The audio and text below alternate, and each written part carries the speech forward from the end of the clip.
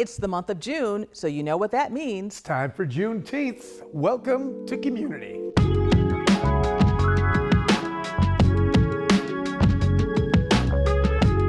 You know, it's Juneteenth. It means family, fun, music, parades, everything. And Ross Jomo, who is with the Juneteenth Festival Committee, is here to tell us all about what's happening in 2023. First of all, thank you for having us and thank you for featuring us. Our unity and our collaboration is what I guess creates this whole Buffalo reality. And this is one of the mainstays of that for generations, the Juneteenth Festival. What is the theme this year? The Juneteenth theme is "And Still We Rise." Taking into account all the realities that are happening, the real feelings, the real emotions, the real uncertainties. What's your favorite thing every year? I like to see the look in the eyes of families that come out by the thousands to applaud young people in the community, to see thousands of people applauding for you, those dancers, those drill teams, those schools, those steppers, sororities, fraternities. The 12th holiday in America's history. So that's for something that's been celebrated in Buffalo for how many years? 48 years. This is the 48th consecutive year because we didn't stop during the pandemic. So many of the people who are at Juneteenth, many of them don't even live in Buffalo anymore, but they come back for that time to connect. And it's also becoming a cultural destination. Just look at the parade, the vibe, people thriving, happy, proud. Since 1976, the parades, drill teams, and a king and queen. Part of the celebration includes Sankofa Days. Sankofa means it's not wrong to go back, look at history, and then face the future with what you know. And sometimes we have to re-examine things to see if we can get it right. And I think that is what is making our Juneteenth so big and so celebrated, because everyone is re-looking and repositioning and also saying, what leverage do we have now to make things better? And that is why our festival keeps growing, because everyone is participating. Thank you so much. Yeah. Happy Juneteenth. Happy Juneteenth. Alfonso Walker Jr. is a McKinley High and Damon University grad, making his way as an actor at age 31. My breakthrough role, first I did The Equalizer with Queen Latifah. I did Blue Bloods. And then right after that, I ended up doing Law and Order this year, and then also East New York. But none of that compares to Juneteenth. It's a celebration of freedom, culture, identity. Juneteenth is where, you know, growing up in the city, we all come together. We all sit at the corner of the streets and we sit in lawn chairs. I remember with my grandmother and my dad and my mom and my cousins, and we watched the parade go by. You know, like the drill teams, the step teams, the marching, the different clubs around and organizations around the city. I mean, Juneteenth is being free and being black and being liberated. That's what it is to me. I didn't realize how formative like Juneteenth was at home. There were so many people when I moved to New York City who they didn't celebrate it here. It wasn't until like maybe the last 2 or 3 years after, really I want to say after George Floyd, is when people started to pay attention to Juneteenth. And you know, but here it's a little different because they mix it with it becomes like an LGBTQ+ parade with Juneteenth. I think being exposed to it as a kid, it wasn't until like probably right now into this moment of being an adult that I realized how powerful it is and how necessary it is. And I'm so grateful that my city, Buffalo, like has exposed me to that. Like it's normal for us to go to the parade. It's normal for us to sit outside and watch them go by and do our thing and be outside dancing and singing and listening to music and the floats are going by. Like, I'm like, that's not here in New York City. My hometown taught me that, 716, so I'm very grateful for that. Happy Juneteenth. Happy Juneteenth. Thank you, Claudine. And next month, you'll see our one-on-one conversation when he stopped by to talk all things entertainment. To me, Juneteenth means acceptance of your culture, you know, like your hair, for instance, and how you like want to wear it in different places, like the work office or even at school, you know? Yeah, and you're right. You're saying something about hair because there's been a lot of talk about hair in the Crown Act and wearing your hair, but doing it still appropriately so, right? Yes. Just not waking up and just like, look however I want to look, but doing it beautifully. When it comes to Black history, the fact that Buffalo has had its stake in Black history, right? You think of the NAACP, the Underground Railroad, all had a little moment here in Buffalo. And to know that you will be able to walk and see a parade in Buffalo, what does that do for you as you get ready to go to an HBCU? It makes me feel, I would say, proud and especially excited to head to Morgan State. Yeah. Why did you choose an HBCU? I chose an HBCU because I've seen videos online and the community that you have behind it, and I thought I would definitely love that. To see all of your faces out here tonight, y'all have no idea. No idea. God is good.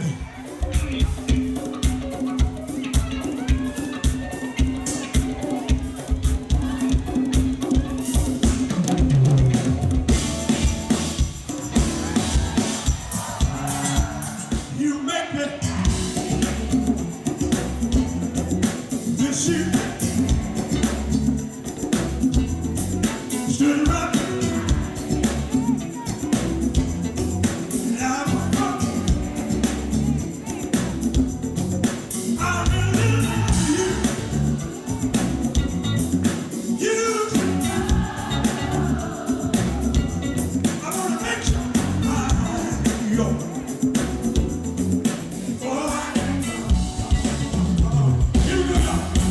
We've had a good time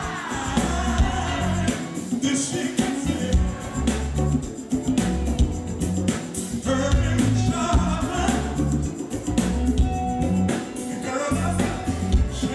Coming up on Community Pride and the AKG.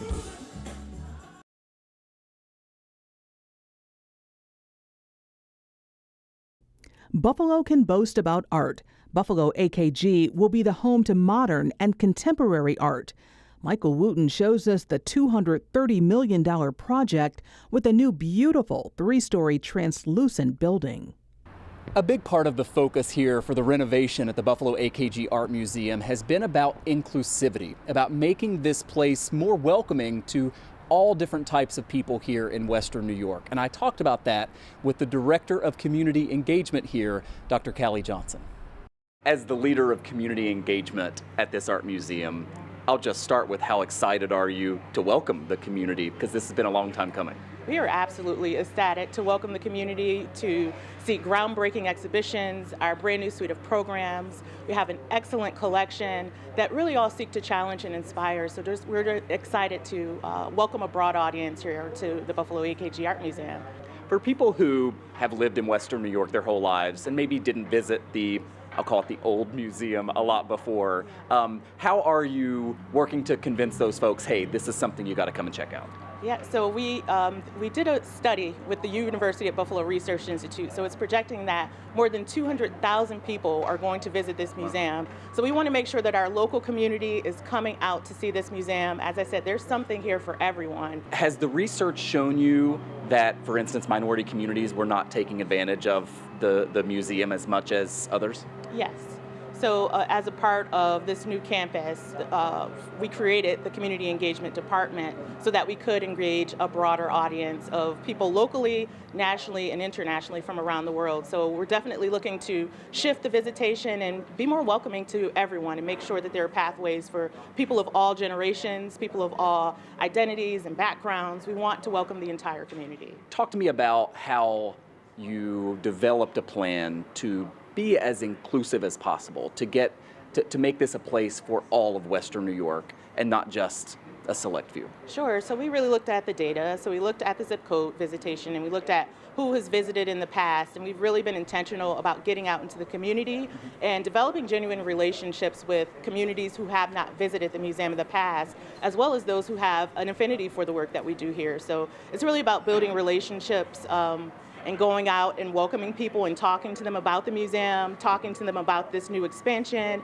and about the new suite of programs that we have so that they can feel more comfortable coming here if they haven't visited in the past. Yeah, absolutely. Thank you so much for your time. Best of luck as this gets open to the public. Thank you so much. We look forward to welcoming the entire community. June is a big month for the LGBTQ+ community. We saw flag raisings in the city and suburbs. Andy Payton takes us to the big parade where colors and freedom were expressed.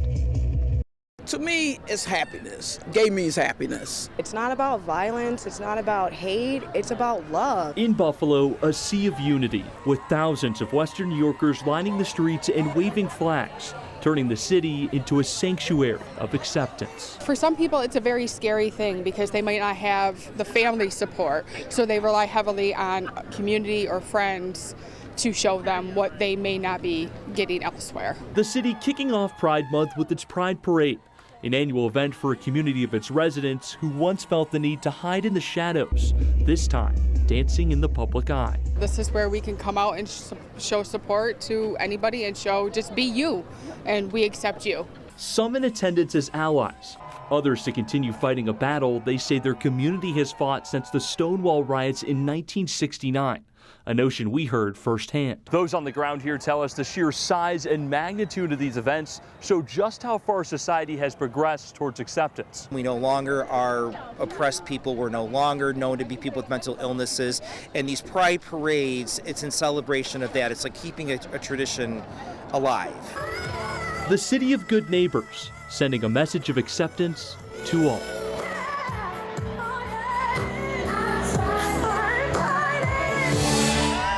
As celebrations happen, there is an increasingly hostile environment with difficult conversations about sexuality and gender. Nearly 500 anti-LGBTQ bills have been introduced in states. Some big businesses are feeling the economic hit. Some stores are facing backlash for marketing and merchandise.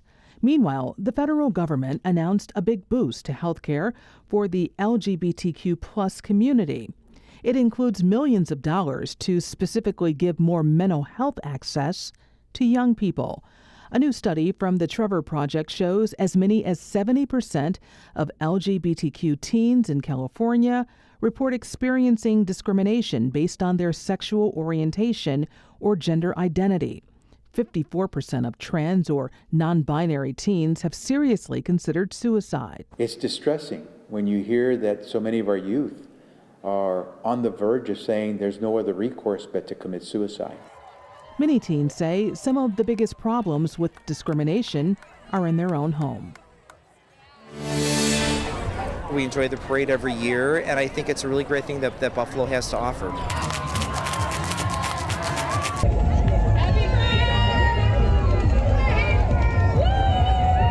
It's not about violence, it's not about hate, it's about love and wanting to love each other.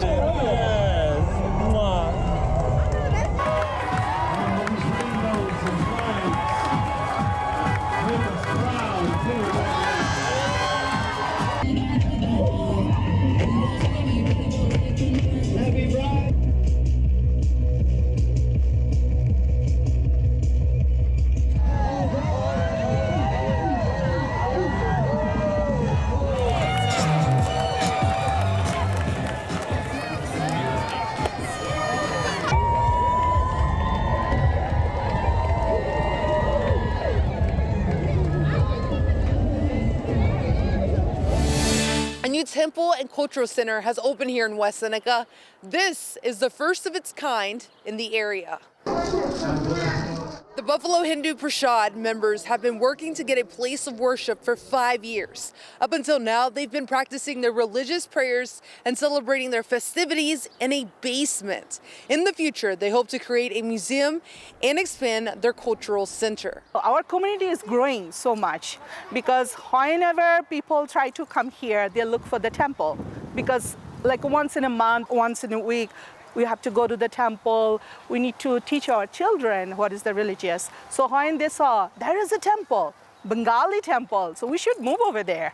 So that's the big things for us. We come from Rochester, you know what I mean? So it's probably an hour drive from here. And we're very, very excited. They have worked really hard. Like Omolda said, it's been 5 years. They have been, trying to get a spot for a temple. And now they finally made it. The Temple and Cultural Center is located right here at 104 Aurora Avenue in West Seneca. All are welcome to learn more. Coming up next on Community, we'll celebrate Father's Day with a tribute to Big Russ.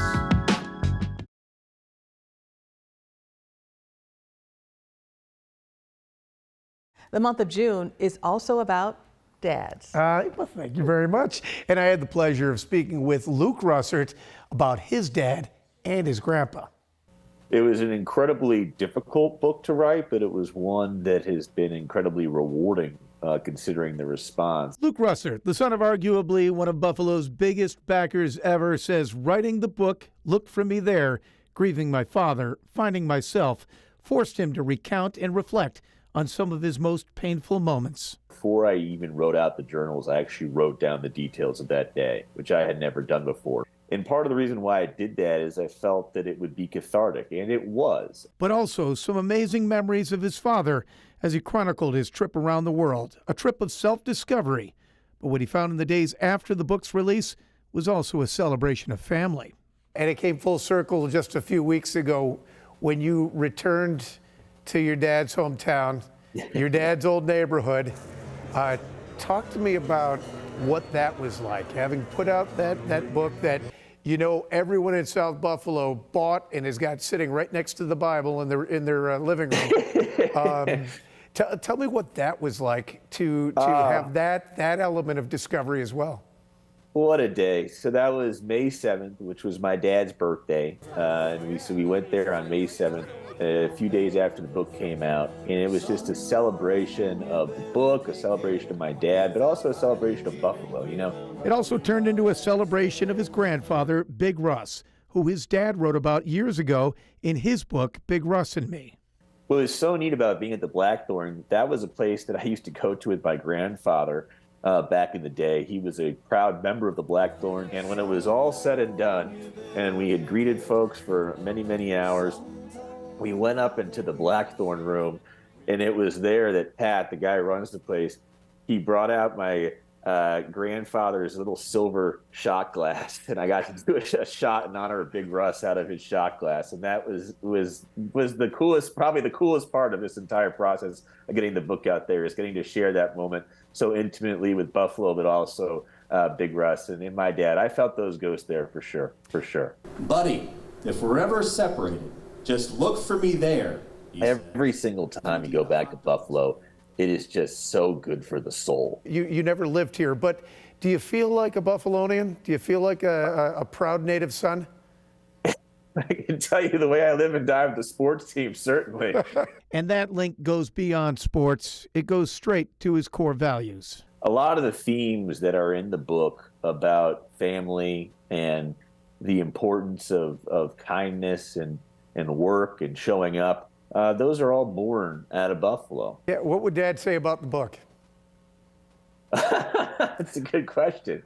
I think he'd be proud. I don't think he'd like everything, but that's what the difference is between generations, right? But I think more so than anything, it's one of his close friends reached out to me and they said, you know, I don't think your dad could have ever written a book like that because the Irish of South Buffalo are way more buttoned up, but he would certainly celebrate a book like yours, and I agree with that. And Dad would have also celebrated how Luke wrapped up our talk. Luke, it's been a pleasure. Thanks very much, and congratulations on the book. I appreciate it. Go Bills. Back in 2017, Jolanda Hill was looking for a safe space. Being a Black woman, honey, in America can be very stressful. To heal mentally and physically. She eventually found it from her bike, but felt she could do more. I also wanted to give that gift to other Black women. She created Color Girls Bike 2. So we'll go this way?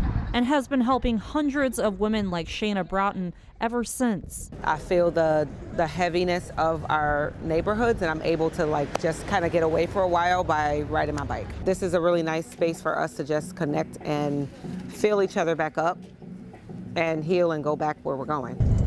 The women do monthly bike rides, finding a little peace through activity, leaning on one another, and also making a difference in the 14208 neighborhood by soon providing more transportation options in an area without them.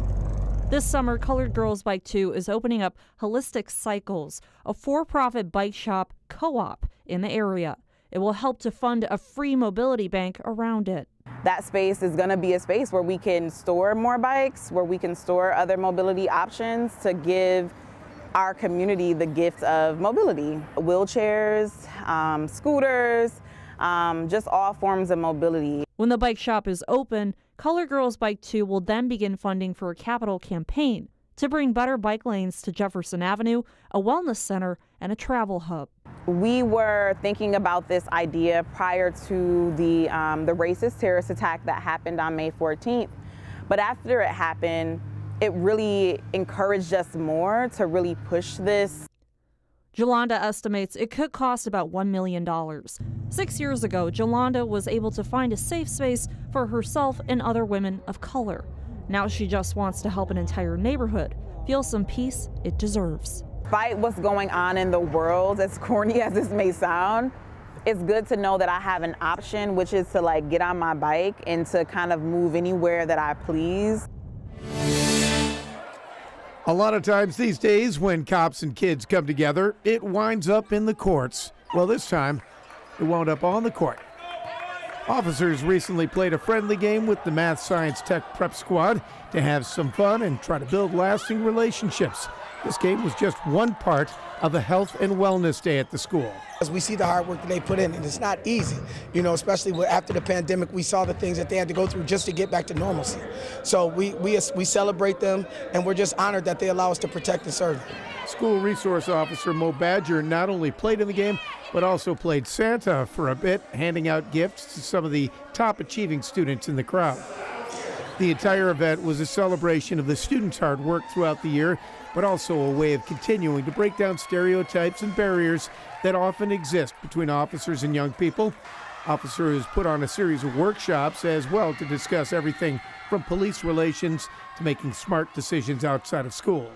We can trust cops more from, with everything happening in the world. So with them coming to our school, they're gaining more trust inside and outside world. And, it's just helping us academically pass to focus and, keep things in motion. As you can see, Badger helped me throughout my years of high school. So I thank him for that. And while that connection in school is important, Lieutenant Todd McAllister says this is about building long-term relationships. I think it's important for, like they said, for our youth to see us in a different light. Everything that we're doing right now is to foster relationships for the future.